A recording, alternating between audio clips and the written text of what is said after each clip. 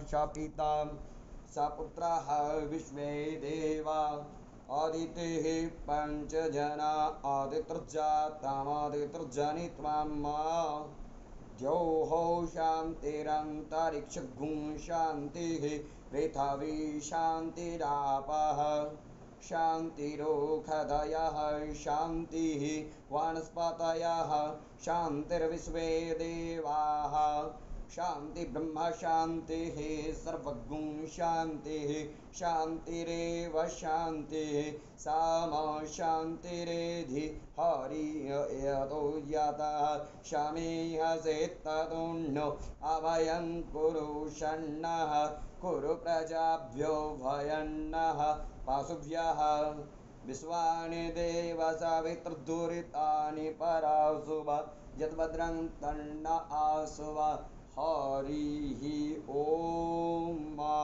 ॐ वेदपुरुषाय नमः। ॐ शान्ति शान्ति शान्तिः। ॐ सुशान्तिर्भवतु। यहिमारम्भः शुभाय भवतु। मा सरस्वती भगवती पूजनं शुभाय भवतु। हरिः ॐ।